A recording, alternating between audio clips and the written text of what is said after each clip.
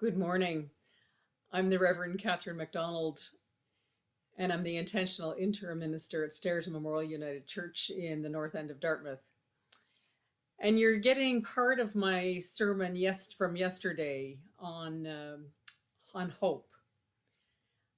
I'm reading Barack Obama's memoir, The Promised Land, and in it he refers to a previous book he wrote, The Audacity of Hope. And I thought to myself, what a perfect intro to my sermon on Sunday. Now, most of my reading for pleasure is done in bed, so this was Friday night. By Saturday morning, I had forgotten that phrase when I sat down to write my sermon, and I was not panicked, but I was thinking, okay, how am I going to start? Where am I going to go into this? And then I went and made my bed, and I picked up my tablet, and I remembered that what I had been reading the night before. The audacity of hope. What a wonderful phrase. One definition of audacity is the willingness to take bold risks. And biblical hope is the confident expectation of what God has promised. So it could be said that we are a people who are willing to take bold risks, confident in God's promises. Hope itself is rather audacious. It's a willingness to take a look at what is, and rather than descend into a pit of despair, and that pit can be kind of alluring and seductive at times, take steps towards a world that is full of God's promises for everyone. Hope is much more than wishful thinking.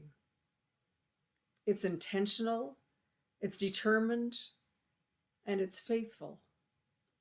Our Bible is full of stories of audacious hope, and our lives are full of stories of audacious hope, if we're attuned to hear them or see them.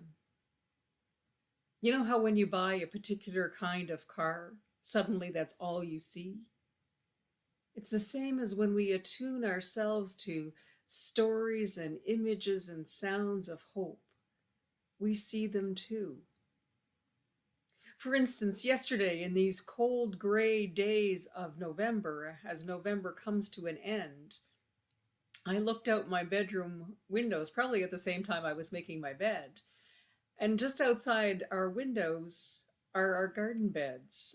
I had buried all the leftover green stalks and for compost in the beds.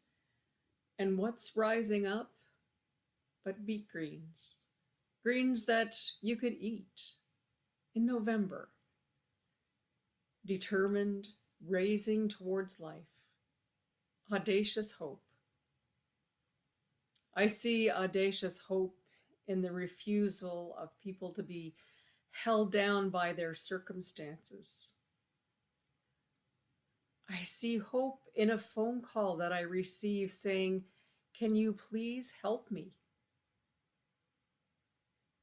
That person could give up. That person reaches out, knowing that a church is meant for healing.